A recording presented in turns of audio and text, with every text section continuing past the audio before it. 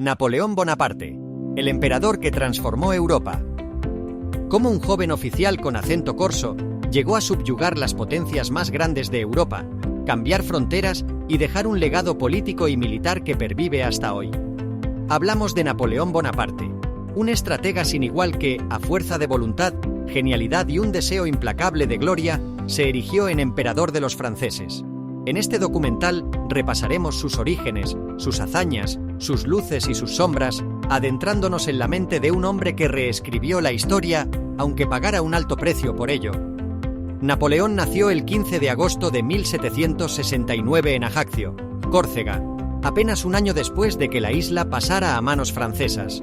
Con raíces familiares en la nobleza menor, vivió a caballo entre la identidad corsa y la francesa. Desde pequeño, mostró un carácter serio y ambicioso. Educación militar en Francia.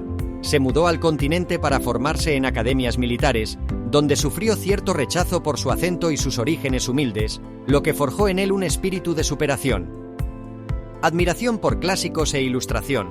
Se fascinó con la historia de Julio César, Alejandro Magno, y absorbió ideas de la Ilustración que marcarían sus reformas civiles posteriores. Con el estallido de la Revolución Francesa, en 1789, los ejércitos quedaron desestructurados. Napoleón, joven oficial de artillería, aprovechó este cambio de paradigma.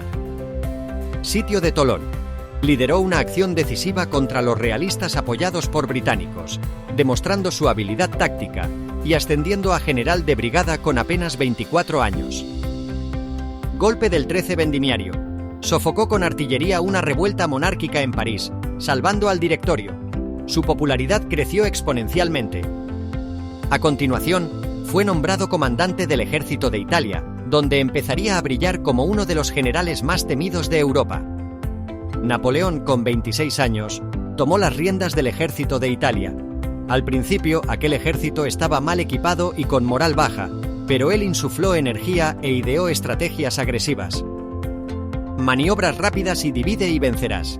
Rompió el equilibrio de los ejércitos austríacos, sumando victoria tras victoria en Lodi, Arcole y Rivoli. Captación de botines y popularidad. Sus soldados lo veían como un líder carismático que compartía botines y reconocía el valor individual. Tratado de Campo Formio. Obligó a Austria a firmar la paz, reconfigurando la península itálica y alzándose en Francia como un héroe. La campaña italiana fue su trampolín hacia la fama, mostrando una mezcla de audacia, velocidad y una astucia política que pronto se volverían su marca personal. Detrás de la armadura de general, Napoleón era un hombre de pasiones. Su relación con Josefina de Beauharnais se hizo célebre. Amor y contradicciones. Se casaron en 1796, poco antes de partir a la campaña de Italia. Las cartas de Napoleón a Josefina desbordan romanticismo y celos, revelando un espíritu sentimental que contrasta con su dureza militar. Familia Bonaparte. Napoleón promovió a sus hermanos a puestos de reyes y príncipes, Jerónimo en Westfalia, José en España, etc. Estos nombramientos evidenciaron que confiaba más en su estirpe que en ciertos generales, aunque no todos mostraron la talla política requerida. La ruptura. Años después, buscaría anular el matrimonio con Josefina, al no poder concebir un heredero. Se casó con María Luisa de Austria en 1810, buscando una alianza dinástica y un sucesor que legitimara su imperio. Estas facetas personales configuran a un Napoleón enérgico y dominante, pero también vulnerable en su vida afectiva. En 1798, Napoleón convenció al Directorio de invadir Egipto, con la intención de cortar la ruta británica hacia la India y extender la influencia gala. Batalla de las Pirámides. Con la famosa arenga, soldados desde lo alto de estas pirámides, 40 siglos os contemplan. Napoleón venció a los mamelucos, mostrando otra vez su genio táctico. Derrota naval en Aboukir. El almirante británico Nelson destruyó la flota francesa, encerrando al ejército de Bonaparte en Egipto. Aún así, la expedición dejó un legado cultural inmenso, favoreciendo descubrimientos como la piedra Rosetta. Regreso a Francia. En 1799, Napoleón abandonó a sus tropas y retornó para capitalizar su prestigio, mientras Egipto quedaba sumido en una misión fallida a largo plazo. Las historias de Egipto glorificaron aún más su figura, mezcla de genio militar y hombre de Estado. A su regreso, halló un directorio debilitado, conspiró y ejecutó el golpe del 18 de Brumario, 1799, estableciendo el consulado. Se proclamó primer cónsul, ejerciendo un poder casi absoluto. Reformas internas y aspectos administrativos. Educación laica. Fortaleció la instrucción pública, abriendo liceos que formaban funcionarios y militares con métodos modernos. Reforma fiscal y creación del Banco de Francia, 1800. Aseguró la estabilidad monetaria y centralizó la recaudación impositiva, sentando las bases de la economía francesa contemporánea. El Código Civil, o Napoleónico, uniformizó la legislación en toda Francia, estableciendo la igualdad ante la ley, la propiedad privada y el laicismo. Este código influyó en muchos países europeos y americanos. Coronación, 1804. Napoleón se autoproclamó emperador en Notre Dame, coronándose a sí mismo en presencia del Papa Pío VII. Fue un símbolo de que su poder venía de sí mismo y de la nación, no de la Iglesia o la realeza.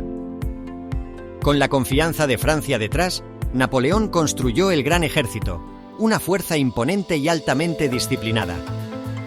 Batalla de Austerlitz, 1805, llamada la Batalla de los Tres Emperadores, fue su obra maestra táctica, admirada en academias militares hasta la fecha.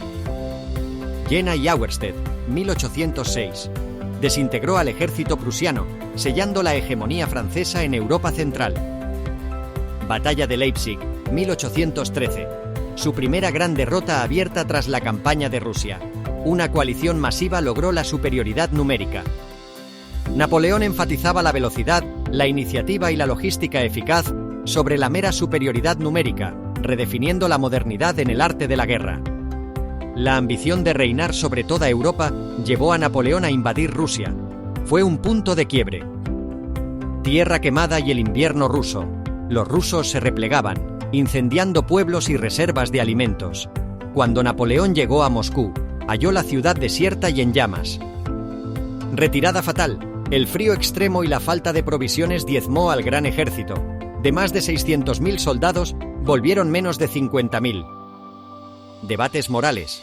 Sus guerras causaron millones de muertes y restauró parcialmente la esclavitud en las colonias francesas en 1802. La campaña de Rusia supuso el ocaso de su imperio, demostrando que el genio militar podía verse superado por la logística imposible y la cruda realidad del invierno oriental. Tras la derrota en Leipzig, 1813, las potencias europeas unidas marcharon contra Francia. En 1814, París cayó, y Napoleón abdicó, siendo exiliado a la isla de Elba. Parecía el fin de la epopeya, pero su ambición no había muerto. El regreso, 1815, escapó de Elba y retomó el gobierno en París, iniciando los 100 días. Batalla de Waterloo, 18 de junio de 1815. Intentó vencer a Wellington, pero la coordinación de británicos y prusianos resultó invencible. Napoleón abdicó nuevamente y fue enviado a la isla de Santa Helena, donde vivió sus últimos años hasta 1821. Napoleón Bonaparte redefinió la geopolítica, extendió el legado de la Ilustración a golpe de espada y sangre, e inspiró a generaciones con su coraje y ambición. Desde la humilde isla de Córcega hasta su trono imperial, encarnó la posibilidad de que un solo individuo puede romper el orden establecido, aunque las consecuencias sean tan grandes como su propia osadía. ¿Fue un libertador o un tirano? ¿Un genio militar o un megalómano? La respuesta es compleja, como lo es su legado, pero lo innegable es que Napoleón, con sus luces y sombras, se ganó un lugar único en la historia universal. Si su relato te ha conmovido, no olvides suscribirte y dejar tu me gusta. Nos vemos en el próximo video, explorando más figuras que dejaron una huella imborrable en el mundo.